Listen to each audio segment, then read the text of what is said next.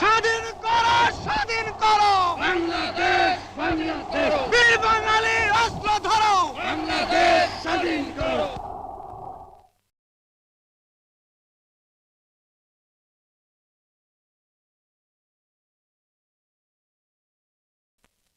স্বাধীন বাংলার জাতির পিতা, স্বাধীন বাংলার জাতির পিতা মুজিবের পথ ধরো। মুজিব ভাই এসে গেছেন, তাকে আপনারা স্লোগান দিয়ে অভিবাদন দেন। শেখ মুজিবের পথ ধরো, বাংলাদেশ স্বাধীন করো। মুজিব ভাইয়ের পথ ধরো, বাংলাদেশ স্বাধীন করো। পাশের মাঠে তৈরি করো, বাংলাদেশ স্বাধীন করো। বীর বাঙালি অস্ত্র ধরো, বাংলাদেশ স্বাধীন করো। বীর আপনারা জোরে স্লোগান ধরেন, আমার দেশ তোমার দেশ, বাংলাদেশ, বাংলাদেশ, আমার দেশ তোমার দেশ, বাংলাদেশ, বাংলাদেশ, স্বাধীন করো, স্বাধীন করো। বাংলাদেশ স্বাধীন করো।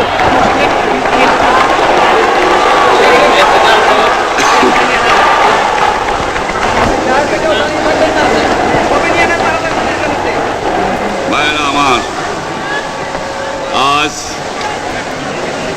দুঃখ ভারাক্রান্ত মন নিয়ে আপনাদের সামনে হাজির হয়েছি। আপনারা সবই জানেন এবং বোঝেন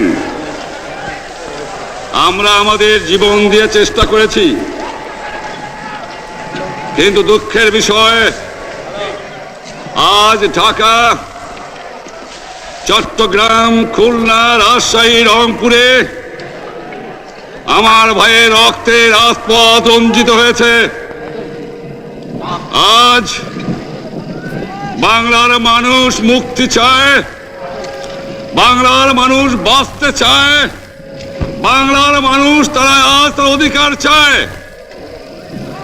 কিন্তু দুঃখের বিষয় আজ দুঃখের সঙ্গে বলতে হয় 23 বছরের করুণ ইতিহাস, বাংলার অত্যাচারের, বাংলার মানুষের রক্তের ইতিহাস, 23 বছরের ইতিহাস, মুমূর্ষ নরনারীর আর্তনাদের ইতিহাস, বাংলার ইতিহাস, এদেশের মানুষের রক্ত দিয়ে রাজপথ রঞ্জিত করার ইতিহাস। 1952 সালে রক্ত দিয়েছি, 1954 সালে নির্বাচনে জয়লাভ করেও আমরা গদিতে বসতে পারি নাই। 1958 সালে আইয়ুব খান মার্শাল ল জারি করে 10 বছর পর্যন্ত আমাদের গোলাম করে রেখেছে। 1967 সালে 6 দফার আন্দোলনে 7ই জুনে আমার ছেলেদের গুলি করে হত্যা করা হয়েছে। 1969 সালে আন্দোলনে আইয়ুব খানের পতন হওয়ার পরে যখন ইয়াহিয়া খান সাহেব সরকার নিলেন, তিনি বললেন দেশে শাসনতন্ত্র দেবেন, গণতন্ত্র দেবেন, আমরা মেনে নিলাম। তারপরে অনেক ইতিহাস হয়ে গেল, নির্বাচন হলো। আপনারা জানেন দোষ কি আমাদের? আজকে আমি প্রেসিডেন্ট ইয়াহিয়া খান সাহেবের সঙ্গে দেখা করেছি, আপনারা জানেন, আলাপ আলোচনা করেছি। আমি শুধু বাংলার নয়, পাকিস্তানের মেজরিটি পার্টির নেতা হিসাবে তাকে অনুরোধ করলাম 15ই ফেব্রুয়ারি তারিখে আপনি জাতীয় পরিষদের অধিবেশন দেন। তিনি আমার কথা রাখলেন না, তিনি রাখলেন ভুট্টো সাহেবের কথা। তিনি বললেন প্রথম সপ্তাহে মার্চ মাসে হবে, তিনি মানে নিলেন। আমরা বললাম ঠিক আছে, আমরা অ্যাসেম্বলিতে বসবো, আমরা আলোচনা করব। আমি বললাম বক্তৃতার মধ্যে অ্যাসেম্বলির মধ্যে আলোচনা করব। এমনকি আমি এ পর্যন্ত বললাম যদি কেউ ন্যায্য কথা বলে, আমরা সংখ্যায় বেশি হলেও একজন যদিও সে হয়, তার ন্যায্য কথা আমরা মেনে নেব। আসুন বসি, আমরা আলাপ করে শাসনতন্ত্র তৈরি করি। তিনি বললেন পশ্চিম পাকিস্তানের মেম্বাররা যদি এখানে আসে তাহলে কসাইখানা হবে অ্যাসেম্বলি। যদি কেউ অ্যাসেম্বলিতে আসে তাহলে পেশোয়ার থেকে করাচি পর্যন্ত দোকান জোর করে বন্ধ করা হবে, তারপরেও যদি কেউ আসে তাকে সন্ন্যাসার করা হবে। আমি বললাম অ্যাসেম্বলি চলবে। তারপরে হঠাৎ 1 তারিখে অ্যাসেম্বলি বন্ধ করে দেওয়া হলো। কি পেলাম আমরা? যে আমার পয়সা দিয়ে অস্ত্র কিনেছি বহিঃশত্রু আক্রমণ থেকে দেশকে রক্ষা করার জন্য, আজ সেই অস্ত্র ব্যবহার হচ্ছে আমার দেশের গরিব দুঃখিনী অস্ত্র মানুষের বিরুদ্ধে। তার বুকের উপরে হচ্ছে গুলি। আমরা পাকিস্তানের সংখ্যাগুরু, আমরা বাঙালিরা যখনই ক্ষমতায় যাওয়ার চেষ্টা করেছি, যখনই এদেশের মালিক হবার চেষ্টা করেছি, তখনই তারা আমাদের উপর ঝাঁপিয়ে পড়েছেন। তারা আমাদের ভাই। আমি বলেছি তাদের কাছে এই কথা যে আপনারা কেন আপনার ভাইয়ের বুকে গুলি মারবেন? আপনাদের রাখা হয়েছে যদি বহিঃশত্রু আক্রমণ করে তার থেকে দেশকে রক্ষা করার জন্য। তারপরে উনি বললেন যে আমার নামে বলেছেন, আমি নাকি বলে স্বীকার করেছি যে 10 তারিখে রাউন্ড টেবল কনফারেন্স হবে। আমি উনাকে একথা বলে দেবার চাই, আমি তাকে তা বলি নাই। টেলিফোনে আমার সঙ্গে তার কথা হয়। তাকে আমি বলেছিলাম, জনাব ইয়াহিয়া খান সাহেব, আপনি পাকিস্তানের প্রেসিডেন্ট, দেখে যান, ঢাকায় আসেন কিভাবে আমার গরিবের উপরে, আমার বাংলার মানুষের বুকের উপরে গুলি করা হয়েছে, কি করে আমার মায়ের কোল খালি করা হয়েছে, কি করে মানুষকে হত্যা করা হয়েছে। আপনি আসুন, দেখুন, বিচার করুন, তারপরে আপনি ঠিক করুন। আমি এই কথা বলেছিলাম।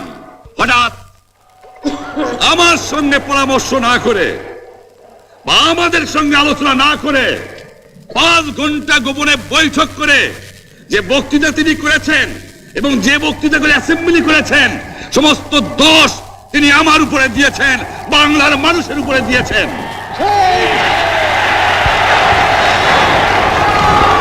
আমি পরিষ্কার মিটিংয়ে বলেছি যে এবারের সংগ্রাম আমার মুক্তির সংগ্রাম, এবারের সংগ্রাম স্বাধীনতার সংগ্রাম। আমার 25 তারিখে অ্যাসেম্বলি কল করেছে, রক্তের দাগ শুকায় নাই। আমি 10 তারিখে বলে দিয়েছি যে ওই শহীদের রক্তের উপর দিয়ে পাড়া দিয়ে আরটিসিতে মুজিবুর রহমান যোগদান করতে পারে না। অ্যাসেম্বলি কল করেছেন, আমার দাবি মানতে হবে। প্রথম, সামরিক আইন মার্শাল ল উইথড্র করতে হবে। সমস্ত সামরিক বাহিনীর লোকদের ব্যারাকে ফেরত দিতে হবে। যেভাবে হত্যা করা হয়েছে তার তদন্ত করতে হবে। আর জনগণের প্রতিনিধির কাছে ক্ষমতা হস্তান্তর করতে হবে। তারপরে বিবেচনা করে দেখব আমরা অ্যাসেম্বলিতে বসতে পারবো কি পারবো না। এর পূর্বে অ্যাসেম্বলিতে বসার অ্যাসেম্বলিতে বসতে আমরা পারি না। জনগণ সে অধিকার আমাকে দেয় নাই। ভাইয়েরা আমার, তোমরা আমার উপর বিশ্বাস আছে? আমি প্রধানমন্ত্রিত্ব চাই না, আমরা দেশের মানুষের অধিকার চাই। আর যদি একটা গুলি চলে, আর যদি আমার লোকের উপর হত্যা করা হয়, তোমাদের উপর কাছে আমার অনুরোধ রইল, প্রত্যেক ঘরে ঘরে দুর্গ গড়ে তোলো। তোমাদের যা কিছু আছে তাই নিয়ে শত্রুর মোকাবেলা করতে হবে এবং জীবনের তরে রাস্তাঘাট যা যা আছে সব কিছু আমি যদি হুকুম দেবার নাও পারি, তোমরা বন্ধ করে দেবে। তোমরা আমার ভাই, তোমরা ব্যারাকে থাকো, কেউ তোমাদের কিছু বলবে না, কিন্তু আর আমার বুকের উপর গুলি চালাবার চেষ্টা করো না, ভালো হবে না। 7 কোটি মানুষকে চাপা রাখতে পারবো না। আমরা যখন মরতে শিখেছি তখন কেউ আমাদের দবাতে পারবে না। যে পর্যন্ত আমার এই দেশের মুক্তি না হবে, খাজনা ট্যাক্স বন্ধ করে দেওয়া হলো, কেউ দেবে না। তবে অনুরোধ করছি, আপনারা আমাদের ভাই, আপনারা দেশকে একেবারে জাহান্নামে ধ্বংস করে দিয়েন না। জীবনে আর কোনোদিন আপনাদের মুখ দেখা দেখি হবে না। যদিও আমরা শান্তিপূর্ণভাবে আমাদের ফয়সলা করতে পারি, তাহলে অন্তপক্ষে ভাই ভাই হিসেবে বাস করার সম্ভাবনা আছে।